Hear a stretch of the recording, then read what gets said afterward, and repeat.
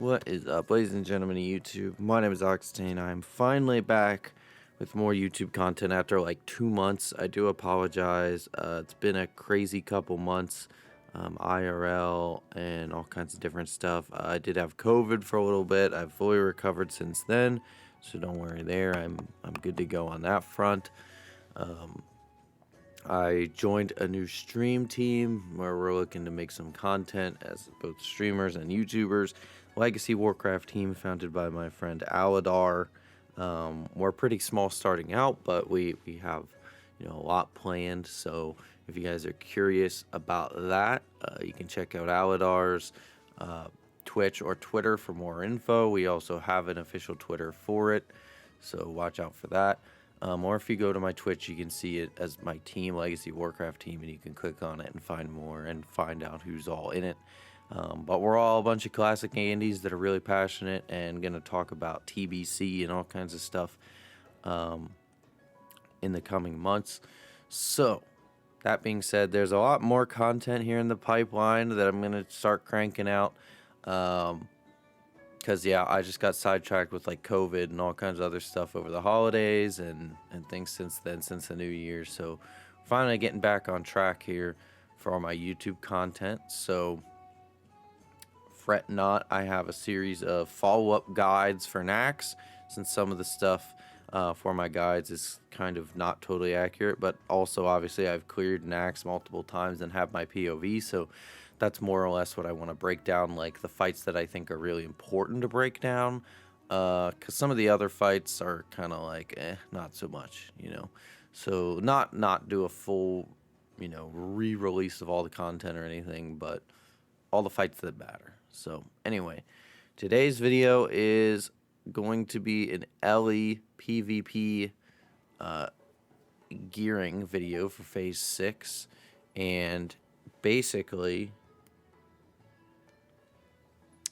I'm going to break down a couple different things. To save like old hat, there's not too much that's really changed in this phase as opposed to like Phase 5. So I don't want to reiterate myself too much off that video. Basically what I want to do is pretty much like at this point, like if you're NS, EM, like you kind of know what's good at this point. So I'm just going to break down this general set. I did build an EM set, but like I'm not really happy with it. So we'll just kind of stick with this, and I'll just talk about some of the off pieces and some of the slots that you might be wondering. We're not really going to pay attention to trinkets, because to me in PvP, like you're always going to use like NG trinkets or PvP trinket or burrower shell or something like that. So it's not really worth discussing. I always just default to burrower shell and insignia, so keep that in mind. So yeah, helmet's still the same. Like there's no real new options here for PvP. Gem of Trapped Innocence is a new neck piece off KT that is insanely good for NS, not quite as good for EM because it's only 15 spell power. So this is one of those pieces that like specifically for NS, if you can get a hold of it, is pretty insane. But again, it's like, I'm pretty sure it's Warlock Bis, and I think probably even Mage Bis, depending on like how they want to gear their characters. So unless you're main spec Ellie, you might, have a hard time getting that. And like it's KT, and I don't think it's a super common drop. So yeah. But Vecnalash is still like insane, as we covered last time. Choker's still like actually bonkers how good it is. Maoistone Pendant is probably your best option. This is what I'm rocking with. It drops off of Faralina in Nax, so 28 and 13 spell pen is pretty solid across the board in terms of the balance you want to go for. New shoulders this patch is Pauldrons of Elemental Fury. I really like these over Deep Earth or even T2.5 just because they have one hit, one crit. For EM, it's like depending, with the hit talents, especially in PvP, like you really don't need the hit. So overall, it just depends on like how much crit to spell power you really prefer. Because like Deep Earth's still kind of better in that way, I guess, just because it's 40 spell power, right? But like, what's better, 14 spell power, 1% crit. It's kind of just like take your pick there. But T2.5 is still really good. So Veil of Eclipse, much the same as Gem of Trapped Innocence here. Not really like any other stat upgrade other than just it's got spell pen, so it's like pretty much best for PvP. Obviously the Saffron Cloak is pretty nutty, but again, in the same vein as, you know, all the other BIS caster stuff. I don't really go over it because I assume that most people aren't main spec Ellie, and if you are main spec Ellie, like, you're probably going to get some of these pieces anyway, so there's no point in me really, like, you know, trying to be like, oh, this is what's good. Like, you know what's good, right? So there's no point in really going over that. Same chest pieces as before, really, is still ZG chest piece and storm collars. There's not really any new options here. So moving on here, same with wrists, like Shotgun of Unscarred for PvP specifically, in my opinion, is still BIS. Or something like Arcane Accuracy. Now, there are new ones off Gothic that are Soul Harvester's Bindings, which are really, really good. 1% crit, so especially for NS, and they do have like higher stam and everything, like higher overall stats. These aren't like super contested by casters. I've seen them drop, I think, twice now in my Nax runs since it's released, and there haven't been like that many people linking for it as far as the casters. So there's a chance that, like, if it's a PvP role or whatever, that you could get these, like, and I'd probably take them for sure. I'd probably use them over Shackles, to be quite honest, but it just kind of depends on what I'm going against. Like, especially against like a rogue or something, like, I think for sure I'd probably use these. But yeah, it just kind of depends. So weapons is kind of interesting to talk about, both in terms of offhands and main hands.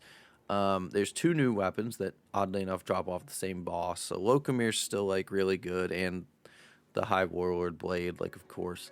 But basically the same stats as Locomir, but 10 more stam is Midnight Haze. It's got 20 stam. It's a faster weapon. And it's got actually one more spell power, which is kind of interesting. So this is an item that, like, in my opinion, especially for PvP, is an upgrade over Locomir, just because you do get 100 more HP, which is pretty nice, and can be the difference in like duels and stuff. It's also faster, so against like rogues or casters for knockback with like Flame Tongue, it's also better in that way. But the best weapon is End of Dreams, which is, like, again, technically a druid weapon just because of the attack power and, you know, your forms or whatever. But aside from that, it's still 13 int, 13 stam, 95 spell power, so it's 14 more, or sorry, not 14 more, 11 more than Locomir, and some MP5, which is a pretty underrated stat in PvP, in my opinion, because it is so easy to go So, yeah.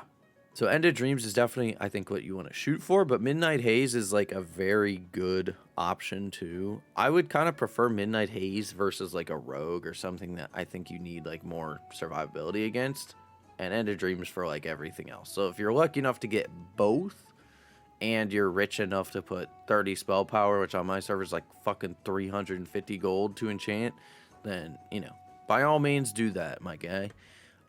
So shields is also kind of interesting. Death's Bargain is probably the best for Ellie overall, and I'm sure you've seen lots of people wear this. I know some people think it looks cool. I think it looks fucking stupid, but that's just my opinion.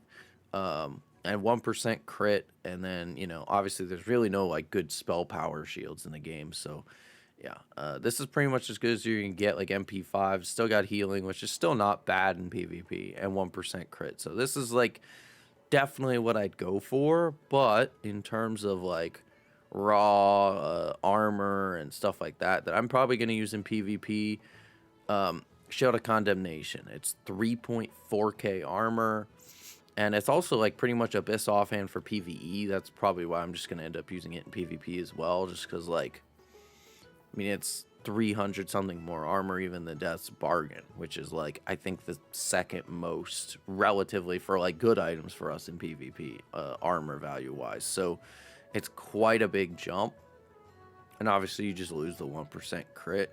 So it kind of just depends on, like, what you want to go with, but I really like both of these shields. I don't think you can go wrong with either or. So And then really offhands, like as far as like EM and stuff, like versus casters, if you really wanted, I still recommend what I went over last time, which is the crafted shield that silences casters and gives you resists. I still really like that one. For some reason, I'm drawing a blank on it. A Jagged Obsidian Shield, or Jagged Obsidian Edge, or whatever it's called. Something like that. Jagged Obsidian Shield, I believe it's called.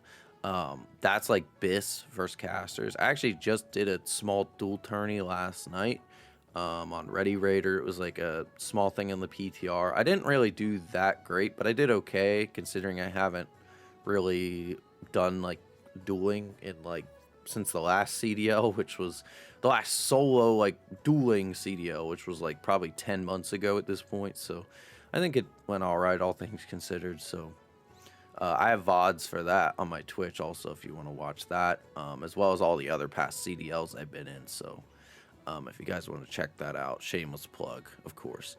But yeah, so offhands, you know what's good, like, the Talon, which we went over last time. AV offhand still decent, but no stats. Scepter of Vekor maybe more attainable now that AQ is like not super relevant content anymore. Gemin Arubis is a good new one off a new Burkhan. That's like a PvP item because it's got spell pen. So, and then obviously Saffron's Eye if you're a main spec Ellie Andy. Okay, moving on. Not gonna spend as much time over here because there's less stuff that's really like changed. So same options as before. Gloves, either Gauntlets of Kalimdor or these Gloves of Ebru, both from AQ still. Basically no new options there at all, period. So belt is pretty much the same. There is Girdle of Elemental Fury now, which is good in terms of its stats. But, if you have like Mana Igniting, even for something like EM, I still think Mana Igniting is like better. It's like what, 4 less spell power, but you get crit too. So I just feel like it's not really worth it. Girdle of Elemental Fury. Firemouse Clutch is still good, especially for EM. Eyestock Wastecord still BIS, but again, that's like BIS through like TBC, I think, for casters. So, if you get lucky enough to get one of those, then, that's pretty sick. Leggings, everything's the same pretty much except for Leggings of Elemental Fury. So obviously we have the shoulders, the belt, and the pants, all of Elemental Fury off Trash and Nax. So these legs are insane. These are definitely what you want to aim for, regardless of your spec. Regardless, like I still use like my rank 12 boots and pants. I would break that for these, like just because they're insane. Like you get another % crit from those. You get more spell power on the legs. They're just nutty. Like they're absolutely busted. So I would go for these 100%. And then the other thing, I guess, is just Stormcaller's foot guards. Same as before, really no new options there. Rings, I have Ring of the Fallen God and let me see if I can find it here. Yeah, the Ring of Chaos. I actually did get this the other day in a Guild AQ, so I was pretty pumped. I think this is a really good ring setup, these two. Personally, like you don't really get int with Ring of Chaos, which kind of sucks, but 25 spell power and 1% crit is pretty fucking nasty regardless. So I think it's worth it personally. There's a new ring, a couple new rings, I guess. One off Noth with no stats, and it's just hit, and so it's basically like Ring of the Fallen God, just with no stats. But again, I'm pretty sure that's best for like warlocks and shit. And I'm not a big fan. I've never been a fan of like even back in like phase 1 when people use like Ring of Spell Power for LE PvP. Like I just prefer shit with stats on it. Like even if it's a little bit, like Ring of the Fallen God is, like it's just like over time it adds up if every item's like that, right? Swarming Thought again with spell pen, a lot of spell pen, but again, not any stats on it really. Seal the Damned is good, but again, like a very hotly contested item. It's actually insane though if you got your hands on it, because it has 17 stam on top of like being nutty for the stats. So yeah, those are pretty much all still the options. Forced concentration, off Ebon Rock, stuff like that. Mind tier, if you actually kill world bosses in phase 6, Keck W. Okay, moving on. That's pretty much the overall set here. And again, trinkets don't really matter. So that's the general overview. And then now I'm going to go on to Classic, show you guys my PvP set, which is pretty similar to this. Then I'm going to just show you guys some offsets, like against Mage, against Warlock, or whatever. Like some off pieces that you can use in some of those duels, what I used in that duel tournament last night. Things like that, my macros, my weak auras, things like that. So let's jump into it. All right, guys. So welcome to Camping for ZG Buff Simulator. Okay. Anyway, so yeah, basically, I'm just gonna show you my current PvP set and then show you like some of my offsets for PvP. So again, just going down the line here, you can see it's pretty similar to like everything I laid out, more or less. It's just pretty much like I don't have some of the options that I mentioned. You can see like all my PvP trinkets, which I went over last time. I'll just mouse over them, you know, but pretty standard stuff. And then I have a couple other ones in the bank, like Goblin Mortar, the insignia from blacksmithing, stuff like that. Ring of Chaos, Ring of the Fallen God. You can go over my other rings. Some of them are just PvE rings. Ring of Binding is a meme, but I kind of carry it around. Same with Seal of Archmages. Band of Sulfurs for some reason. And then Frost Res rings, which we'll get into in a sec. Ring of the Fallen God, my ranking gear, just for the extra snam. You can see I have 4.777k health, so pretty decent beef boy. My defense is, or my armor is 5.7k, so pretty good. And then Mana Igniting, and then Gauntlets of Kalimdor. So, as far as like off pieces, so if I go ahead and equip, I just have it under Frost Res Max. Aside from the Ice Reflector for the most part, because it's like kind of redundant, this is actually what I used against the Mage, except with like either Jagged Obsidian Shield in my offhand, or Skull for the first duel to break polys. So like bear that in mind, but I don't have those. They're in my bank right now, so I don't, you know, I can't whip them out. But you can see my Frost Res is 111 with Totem, goes up to 171. I was just resisting like every other spell he threw, and even when he would hit spells like the partial resist, like you take a lot less damage. Like a full like geared Nax Mage crit me for like an 1800 Frostbolt, which is really not a lot considering how big they can actually crit. So it's definitely worth it, like, because something like Glacial Leggings, for example, no Frost Guard, Omega Lull, you know, just stat wise, like, look at it, like, it's insane. At least against like, now against like a Hunter, I also you know, got fucking clapped, but we won't talk about that. I mean, that's kind of what happens, you know. I did try to play around with some Frost Res. This would be a piece that I actually don't remember if I equipped it. I might have, like, I was very tired and very, like, I just want to be fucking done with this because it's taking, like, 8 hours for me to play, like, 2 sets of duels. Rant aside, this is a piece that you wouldn't want to wear against, like, Hunter if you want to try to cheese, like, the Frost Res to resist their traps or whatever.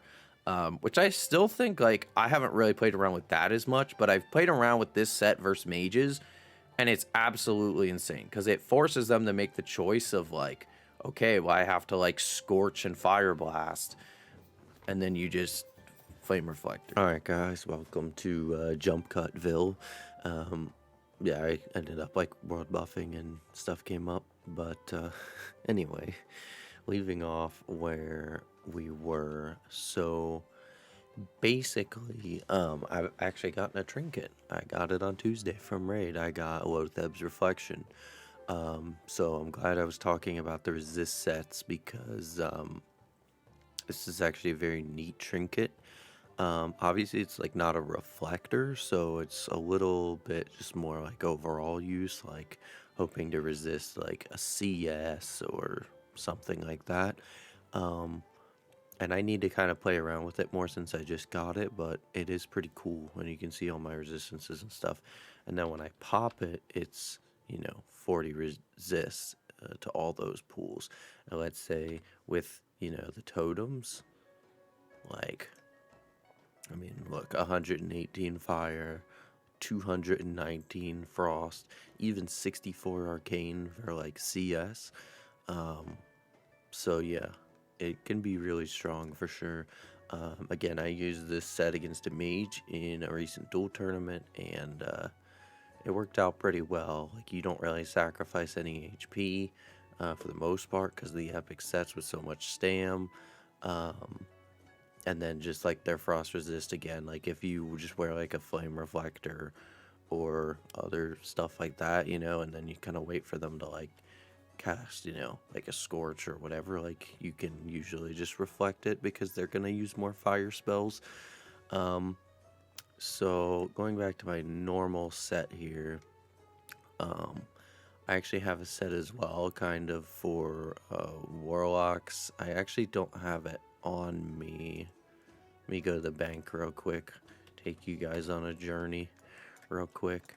But yeah, I do have a couple of shadow res pieces as well that I would use. So I would use like T2 helm, this shadow resist neck from the Scarabord quest chain, and then it is the Cloak of Untold Secrets from Fangris, which is 21 stam, 20 shadow res. So yeah, these would be like the pieces that I would wear for that. So that's pretty epic. I don't wear a ton of like shadow res stuff.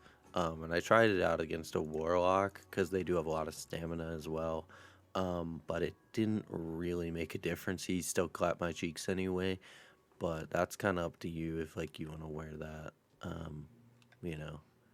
And a couple other things with like maybe shadow reflector. That's like 70 resist, and it's still like not even out of the poor category, so it's not like a lot, but it's decent for sure. And maybe with like a low Thebs reflection as your second trinket or something, it might be worth, who knows. There's a lot you can play around with. So that's like kind of the overview on the sets, more or less. Now I want to go over like some of my macros for PvP, if you guys are curious. So well, all my heals are mouse over macros, but that's like PvE stuff. When I'm two-hander spec, I have this macro that will just equip, like my shield and Locomir. And then, I just have like my shift W or whatever is just my two-hander. And I kind of swap to that. With this spec, I can use two-handers, which is like the Imp Weapon Totem build for my raid. And then, boom, can switch back. You can just do that. That way, if I end up getting like, like a warrior on me or something, or I like anticipate a rogue when I'm just like farming out in the open world, I can just swap. This is like a stop casting macro. I would actually recommend this with like a rank 1, but it basically just emulates like, interrupts in retail, how they're like off the GCD. It'll just like stop you from casting. Excuse the Discord pings as well, I'm sorry. I can't really help that. And then I have like my Trinket 1, which is just show tooltip, use 13, and then use 14. I usually just put those in the middle of my bars. So basically this one is for Skull of Impending Doom. It's really important because it will cancel that damaging aura. Because I've like gone before in the past, before I use this against like mages, like, oh, I broke your poly, but guess what, now I'm and can't do shit. So like once you break a poly, there's actually a good clip on my Twitch on my VOD from the recent dueling tournament, where I do this. Like I basically batch a poly, and then I'm like already sheeped. It breaks because of skull, and then once my sheep is broken, I cancel the aura. So that can be really, really helpful, because you don't want to like take extra ticks in a duel because you already use like a lot of mana and can lose a lot of health. So that's something to note. And then my specific macros, pretty much like all my main abilities, Chain Lightning, Lightning Bolt, are all start attack macros, which is always really helpful. For NS, like I usually use the NS build. This is what I use in PvE, but it's also what I use in PvP too, which is basically, I just called it oh fuck because that's what it is. Where it's gonna stop my current cast, it's gonna cast NS, and then it's also like a mouse over for my max rank healing wave. So if I don't have anybody targeted, or it's just a duel, it's just gonna work like normal, it's just gonna heal me. But if I'm in a party with somebody, like let's say, oh, this guy right here, that's actually targeting me, which is pretty funny. Oh, okay, there, boom, I healed him. It's very useful. Mouse over macros are really really good.